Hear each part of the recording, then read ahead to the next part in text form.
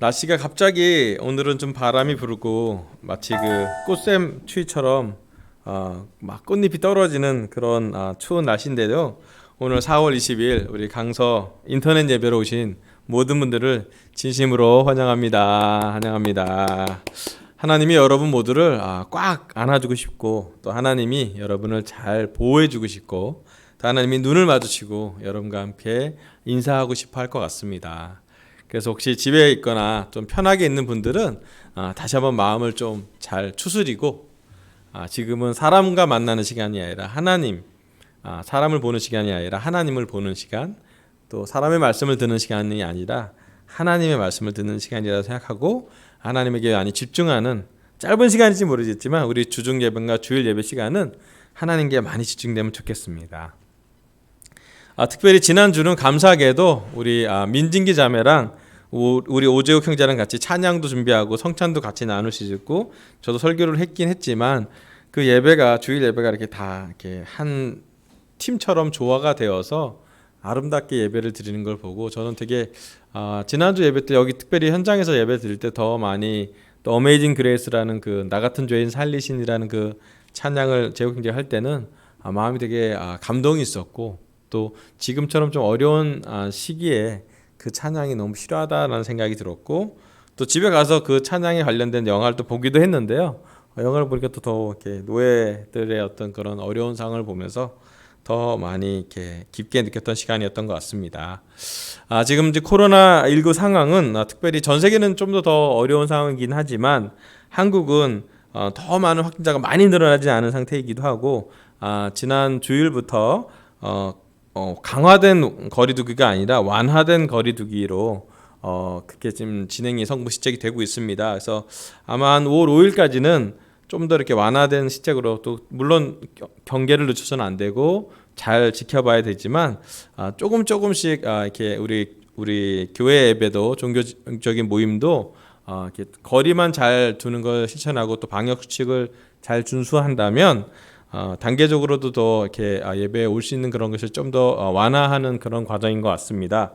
그래서 저희도 아마 내일 우리 목사님들 미팅도 할 것 같은데요. 저희가 이제 그러면 이제 조금 더 완화된 거리두기가 발표된 지금에 우리 교회는 어떻게 될지 같이 기도하고, 또 단계적으로 오프라인 예배, 그러니까 모일 수 있는 예배를 점점점 이렇게 탄력적으로 진행을 하는 게 어떨까라고 이제 같이 기도하고 마음을 좀 봐야 되고, 또 합의를 하고 또 연결을 해야 될 것 같습니다. 그래서 여러분도 한번 잘 기도해 주시면 좋겠고요. 또 바라기는 잘 완화가 되어서 여러분과 같이 얼굴을 맞대고 인사를 하면서 함께 예배를 드리고 있습니다. 오늘은 특별히 좋은 소식이 있어서 먼저 나누겠습니다. 너무 감사한 좋은 소식은, 물론 우리 현욱 형제가 찬양을 섬겨줘서 너무 감사하고요. 또 우리 영호 형제가 시스템을 섬겨줘서 너무 감사하고요. 그런데 지난 주일날 우리 일산교회에 한희락 형제, 한희락 저 은남 부부가 있는데요. 그 딸인 한예원 중3인데 지난주 일요일날 세례를 받았대요. 그래서 세례 장면이 있는데 너무 좋은 장면이니까 같이 한번 보도록 할게요. 좀 틀어주세요. 아빠 엄마가 세례 주는 장면입니다.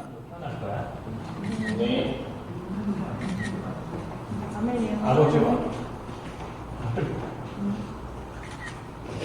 성령의 이름으로 세례를 줍니다. 아멘. 아멘.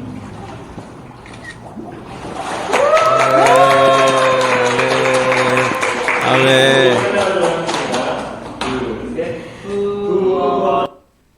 자, 아멘. 우리 대한항공 기장인 한이나 형제가 아버지와 아들과 성령의 이름으로 울컥하는 눈물로 딸을, 중3 딸인데요. 참 되게 모범생으로 자랐고, 우리 프리틴 캠프에서 노래도 열심히 했던 이렇게 틴인데 세례 나오는 장면이 되게 격려가 되고, 또 그 수고해준 틴 워커들이나 또 부모나 또 그 일산교회 제자들에게 너무 축하한다고 꼭 전하고 싶었고, 되게 벅차하는 이런 어려운 코로나 상황에서도 그 세례를 줄 수 있으니 너무 좋고, 또 오랜만에 거기 일산에는 한 20명 정도 가족이니까 그 할머니 할아버지도 제자잖아요. 그래서 그 같이 모여서 이렇게 세례 나오는 장면이 있는데 너무 격려가 되고요. 특별히 이 자리를 빌어서 일산교회 제자들에게, 또 그 희락 형제나 그 가정에게 너무 축하한다고 꼭 전하고 싶습니다. 축하합니다. 아멘.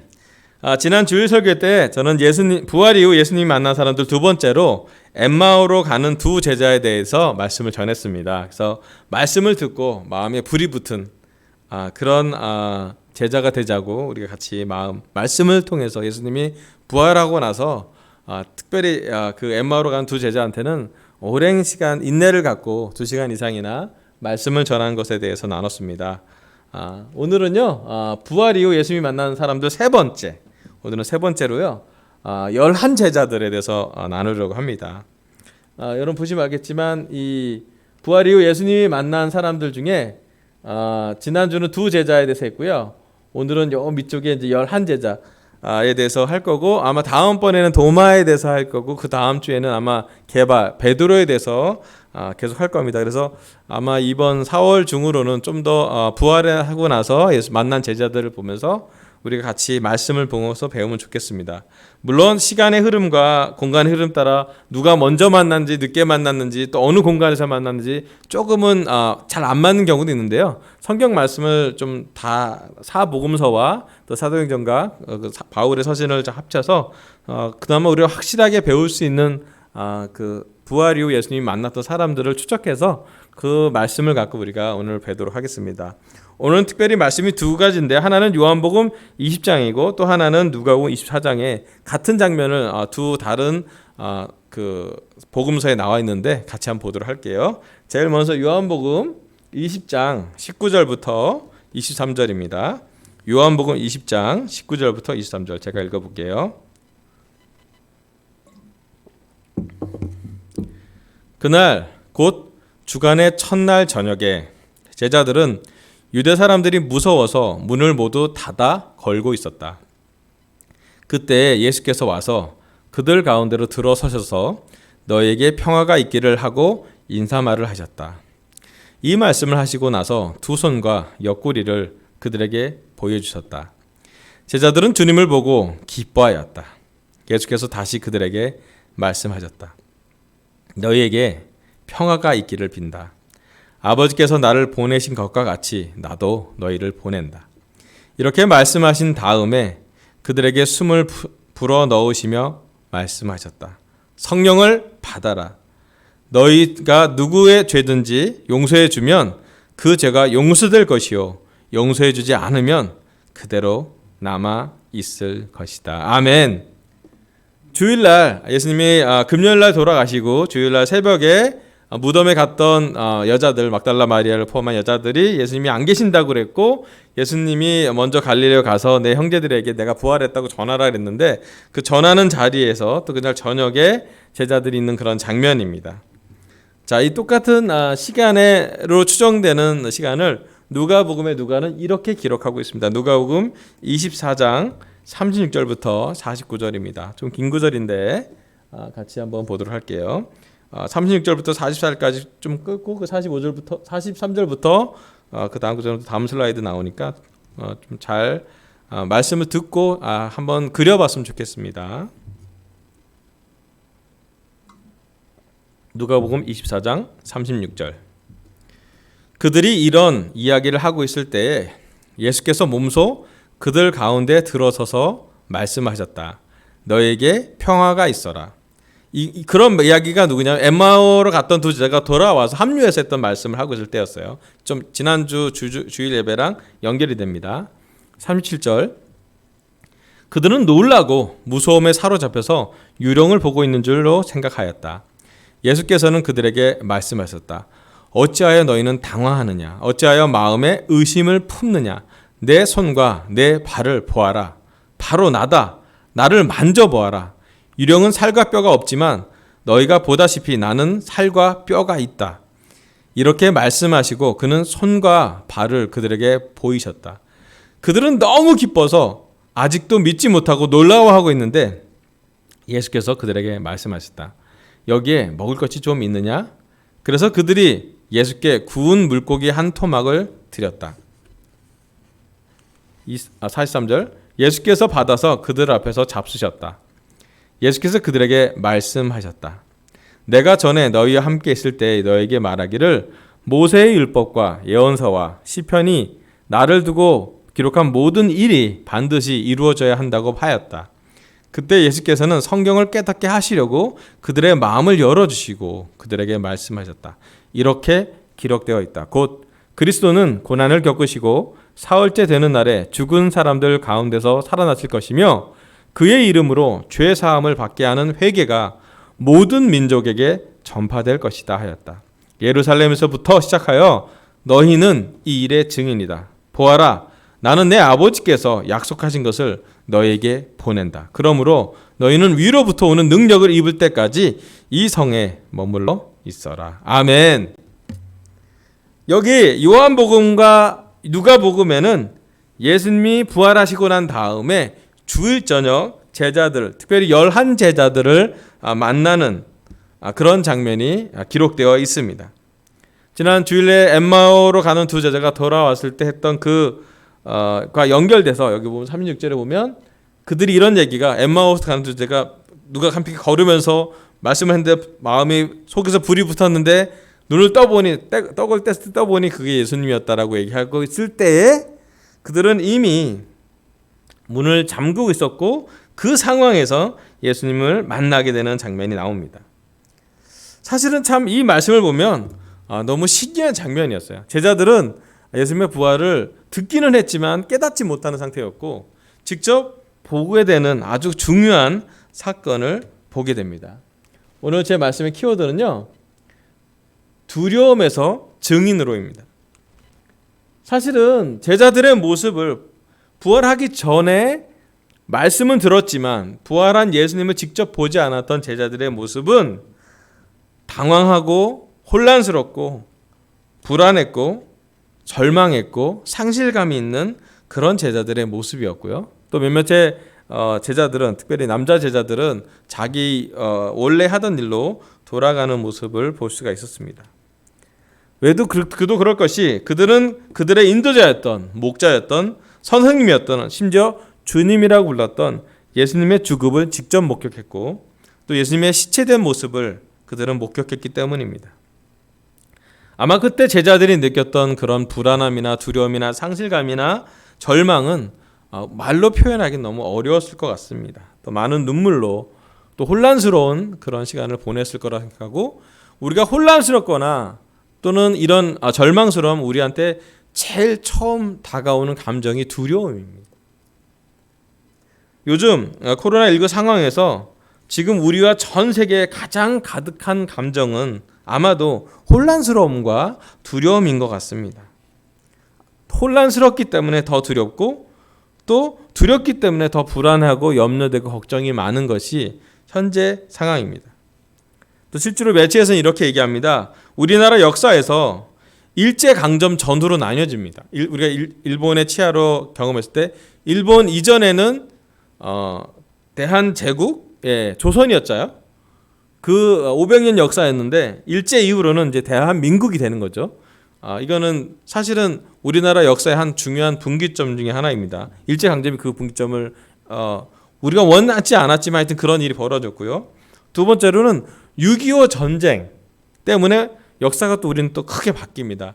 6.25 전쟁 전에는 국토가 물론 여러 가지 역사가 있긴 하지만 남북한으로 이렇게 나눠지지 않았는데 대한민국과 조선인민주의공화국이라는 두 나라가 생기게 됩니다. 지금까지도 이 사건 때문에 이산가족이나 같은 한국말을 쓰고 같은 한민족이지만 우리는 휴전선을 이렇게 중간으로 두고 슬픈 역사를 보유하게 됩니다. 이 일제강점 전후와 또 6.25 전쟁 전후는 그 이전과 이후가 확실히 나눠집니다. 마찬가지로 많은 매체에서, 특별히 전 세계 많은 연구자들은 이렇게 표현합니다. 코로나 이전 세대와 이후 세대로 나뉠 것 같다고요. 그래서 어떻게든 우리가 코로나가 시간이 되면서 분명한 변화가 진행될 거라고 예상을 합니다. 이 진행이 더 건강하고 개선적이 있는 긍정적인 진행일 수도 있고 더 어려운 진행일 수도 있는 두 가지가 공존한다라고 볼 수가 있습니다. 또 실제로 이 코로나 상황이 조금 장기화될 거라고 경제적인 측면이나 여러 가지 백신을 만드는 과정까지 포함을 해서는 시간이 좀 오래 걸릴 거라고 다들 예상하고 있긴 합니다. 그래서 우리에게 가장 있는 지금 좀 이렇게 상황이 어렵기 때문에 특별히 우리 제자들 중에 강서교회 제자들 중에서도 직장이나 또는 뭐 그 장기적인 비전이나 여러 가지 분을 봤을 때 우리한테 가장 많이 들어오는 부분은 혼란스럽거나 당황스럽거나 두려움이 있을 수 있다는 것이에요. 사실은 두려운 것은 자연스러운 우리의 감정입니다. 하지만 두려워지면 우리가 제일 먼저 하는 것은 뭐냐면 믿음을 가져가기가 어렵습니다. 참 예수님이 육신으로 이 땅에 와셔서 예수님이 함께했던 제자들에게 가장 많이 훈련했던 것은 그 예수님의 말씀으로 기록된 것을 봤을 때 하나님 말씀도 많이 전했고 또 하나님의 나라에 대해서도 많이 전했지만 예수님이 개인적으로 제자들한테 가장 많이 했던 두 개의 말은 뭐냐면 두려워하지 말라예요. 그때 언제 두려워하지 말라면 두려운 상황에서 꼭 그런 얘기를 하시죠. 막 물에서 빠져서 막 죽을 그런 상황에 거의 뭐 배가 침몰할 때 예수님이 했던 게 두려워하지 말아라 뭐 이런 얘기를 그때 하시죠. 또는 또 두 번째 제자들한테 가장 많이 했던 말은 뭐냐면 믿음이 적은 사람들아 얘기를 많이 했어요. 합쳐서 얘기하면 믿음이 적은 사람들아 두려워하지 말라가 예수님이 했던 개인적으로 예수님이 제자들과 있었던 얘기 중에 제자들이 기록했던 말씀에 나와 있는 말씀입니다. 사실 우리의 인생을 살다 보면 또 지금 코로나19 상황에서 더 와닿는 말인데 두렵기 때문에 우리는 믿음이 적어질 수 있습니다. 또 두렵기 때문에 혼란스럽기 때문에 당황스럽기 때문에 우리는 마음이 산란해지고 분산되어져서 복음을 순수하게 보는 그런 집중된 시간보다는 조금 이렇게 뉴스를 보는 시간이나 또 우리 나름대로의 걱정과 염려를 모아주는 시간이 흡착되는 시간이 더 많아질 수 있다는 생각이 들었습니다. 그렇기 때문에 오늘 이 말씀은 우리에게 되게 중요합니다. 왜냐하면 제자들이 그렇게 혼란스러웠을 거고 앞으로 어떻게 살아야지? 예수님은 십자가에 돌아가셨는데 시체로 본 게 마지막이었는데 나는 예수님 버리고 모든 걸 다 버리고 예수님을 따랐는데 앞으로는 어떻게 해야 되지? 그래서 그들이 1차로 했던 건 뭐냐면 그런 방문을 꼭 걸어 잠드는 거였어요. 당시 로마 군인들이나 또 당시 종교 인지자들에게 그들은 핍박을 받기를 너무 두려워했고 그들이 했던 첫 번째 그 행동은 다 걸어 잠그는 거였어요.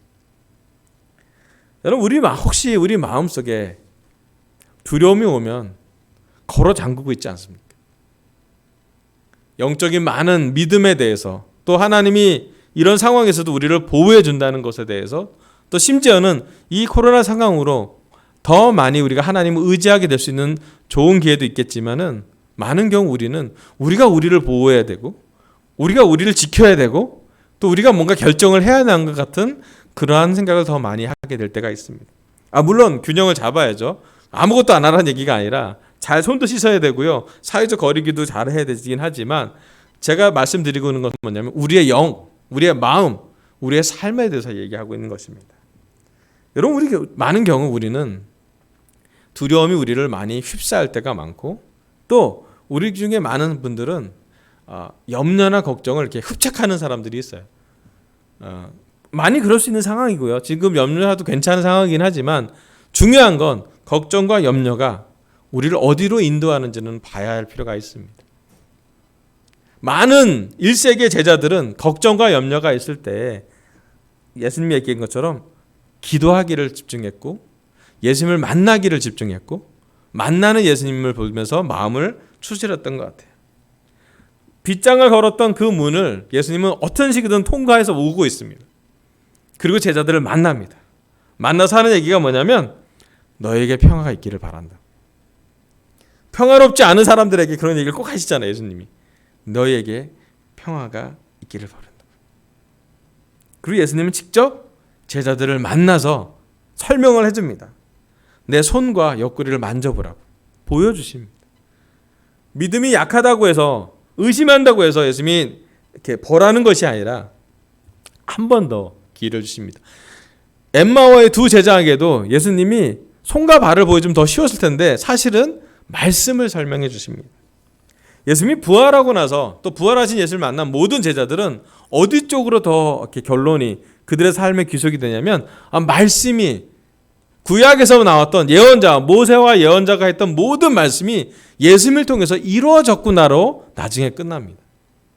단지 감정적으로 막 흥분해서 와 우리 주님이 살아나셨어. 이제 로마에서 우리는 속에서 풀려날 거야. 이제 나는 죽음에서 부활한 예수님이 보니까 우리는 세상을 통치할 거야. 이런 곳으로 예수님이 제자들을 인도하지 않았어요. 예수님이 부활하고 나서 40일 동안 제자들에게 한 3번 정도 나타난 것으로 성경은 요한복음 기록하고 있는데요. 그 3번의 시간 동안 예수님이 했던 건 뭐냐면 부활한 자기의 몸과 부활한 것을 보여주고 나서 지체 없이 예수님이 했던 건 뭐냐면 구약에서부터 모세와 예언자와 시편과 여러 많은 예언이 완성되었다는 것을 정리해 주셨습니다. 즉 부활한 예수님이 완성하는 것은 복음이었습니다. 단지 부활된 것을 보고 흥분하는 것으로 끝나는 것이 아니라 부활이 끝나고 난 다음에 모든 죄를 지은 사람들이 죄를 회개할 만한 모든 민족에 단지 유대 사람들뿐만 아니라 모든 민족에게 회개할 기회가 부활 이후 죽음을 이긴 하나님의 아들로서의 권리를 정당하게 복음을 완성한 것을 선포하고 있었습니다. 그럼 그러기 위해서 부활하신 예수님을 만난 사람들은 그것을 경험하게 됩니다. 그리고 얘기합니다. 내 증인이 되라고요. 근데 참 놀라운 건 뭐냐면 제가 이 누가복음 24장을 보면서 제일 마음에 와닿았던 거는 42절과 43절이었습니다. 이렇게 기록되어 있어요. 그래서 예수께 구운 물고기 한 토막을 드렸다. 예수께서는 받아서 그들 앞에서 잡수셨다. 참 재밌어요. 손과 발을 보고 유령이 아니라고 얘기했는데 또 예수님 얘기해. 먹을 거 좀 달라고요. 그리고 그 자리에서 참 신기해요. 부활한 예수님이 육신의 식사를 하세요. 생선 한 토막을 드시고 제자들이 이렇게 쳐다보잖아요. 와 이러면서 참 일상적으로 돌아가는 것인지 모르겠지만 그 생선 한 조각이 구운 물고기 한 토막이 제자들의 특별히 누가복음에 기록된 것은 되게 특별하다는 생각이 들었습니다. 뭐냐면 예수님 부활하고 나서도 일상으로 돌아가고 또 그 일상에서 제자들이 기억할 만한 것들을 전달했다는 거예요. 예수님이 성찬을 얘기했습니다. 잔을 들고 빵을 들고 그들의 일상에서 예수님을 기억하게 기념하라고 얘기했고요. 모일 때마다 예수님을 기념하라고 했고요. 또 제자들은 부활한 예수님에도 불구하고 권능으로 세상을 지배하러 오는 그런 기적 같은 환상 속의 예수님을 만든 것이 아니라 생선 구운 한 토각을 드시는 아주 인간적인 아주 우리랑 연결될 만한 그런 것으로 볼 수가 있습니다. 오늘 시간 우리는 우리 자신한테 한번 물어보길 바랍니다. 우리 자신한테 한번 생각해 보세요. 나는 십자가에 처참하게 돌아가신 예수님을 더 많이 보는지 아니면 부활 이후 부활한 예수님을 더 많이 보내는지 또는 적어도 십자가의 예수님과 부활한 예수님을 균형 있게 보고 있는지 또 균형 있게 느끼고 있는지 참 중요한 것 같습니다. 신기하게도 부활한 예수님은 대중들에게 나타나지 않고 말씀을 전했던 사람들 또 말씀을 들었던 사람들 또 말씀을 믿었던 또 심지어 그 예수님이 부활 이후로 승천하고 나서 말씀을 전할 사람들에게만 나타나셨어요. 그것은 부활 이후의 예수님은 그 목적이 명확했기 때문입니다. 그 목적은 다름이 아니라 너희는 이 일의 증인이라고요. 부활 이후 예수님이 만났던 사람들은 부활을 전할 수 있는 예수님의 증인이 됩니다. 그래서 예수님의 말씀을 증거하죠. 이후로 정말 사도행전에 많은 핍박도 있고요. 제2, 제3의 염려될 사건도 있었고 혼란스러운 상황도 있고 감옥에 갇히는 등의 여러 두려운 상황을 제자들은 경험하게 됩니다. 하지만 그러한 두려운 상황에도 부활을 이후 만났던 예수님을 직접 만났던 제자들은 그러한 두려움보다는 오히려 그 두려운 상황할 때 기도했고 부활을 봤기 때문에 이 생선 한 타먹을 드시는 걸 봤기 때문에 그 믿음으로 그들의 나머지 인생을 살게 되고요. 끝끝내는 그들은 부활한 예수님을 부인하지 않고 어떠한 박해가 있어도 어떠한 문제가 심지어 순교하는 상황이 되더라도 이 11 제자들은 정말 사도 요한을 제외하고는 다 순교했는데 그들은 예수님을 증거하는 증인이 되었습니다. 여러분, 이 시간 우리는, 특별히 강서교회 제자들은 부활하신 예수님과 만나고 있는지요? 예수님 우리한테 오면 그렇게 보여줄 거예요. 손과 발을 보라고요. 그리고 우리의 일상에 오실 거예요. 같이 드실 거예요, 식사도. 그런데 얘기할 거예요. 잘 봤으면 이제 너희는 이 일의 증인이 되라고요. 예수님이 부활한 것을 볼 때 증인은 뭐냐면 구약에서부터 예언된 많은, 모세부터 예언된 많은 예언들이 이루어졌고 우리 인간들에게, 사람들에게 구원의 약속을 주신 하나님의 약속이 완성된 것을 의미합니다. 즉 예수님을 전하는 모든 곳마다 구원의 역사가 일어날 거고, 예수님을 말하는 모든 곳마다 성경이 이루어진 것을 표현할 거고, 성경 말씀이 다 깨닫게 되는 과정으로 연계될 것입니다. 아까 예배 시작할 때 우리 한 예원, 우리 틴 자매도 이제 세례를 받았는데요. 중3 때 그녀는 이제 시작하는 것이에요.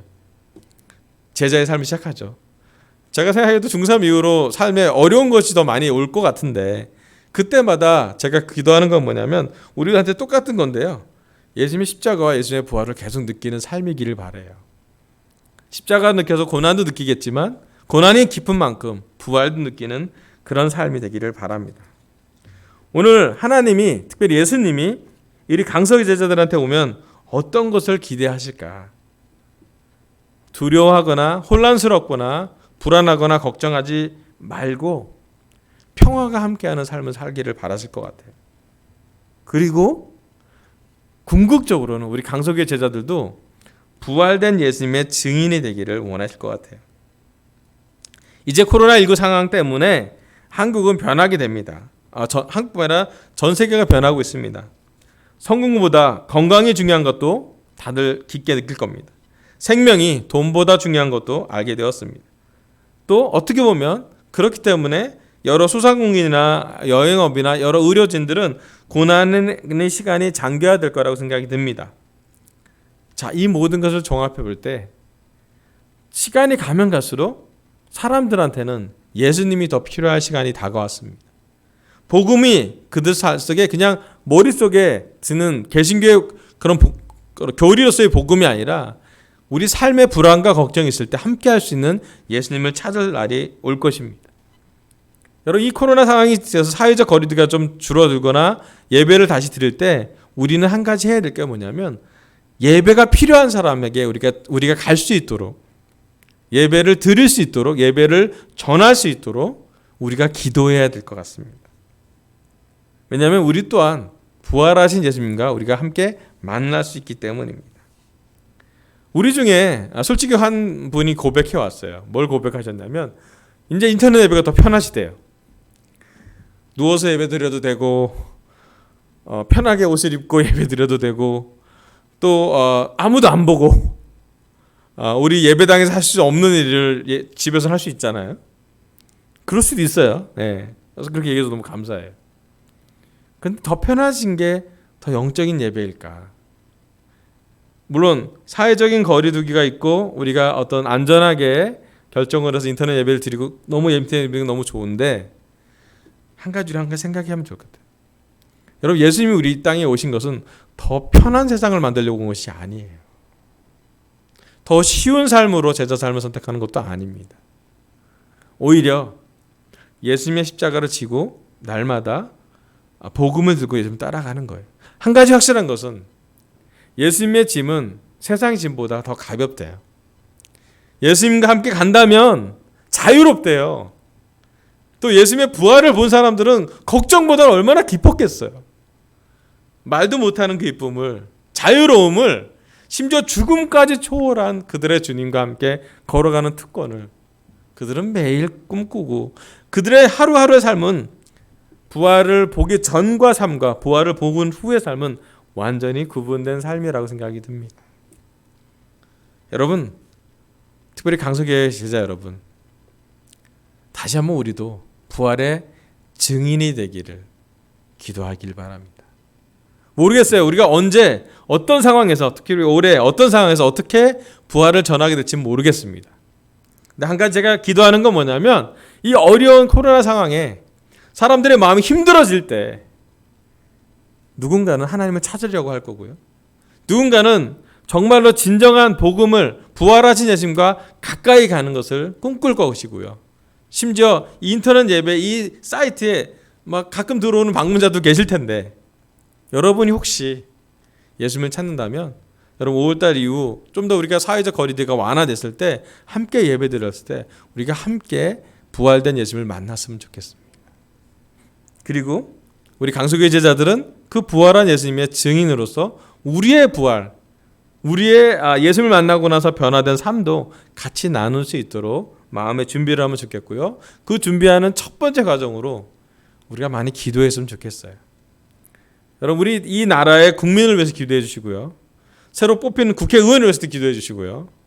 또 심지어 북한에 있는 북한 지도자들 위해서도 기도해 주시고요.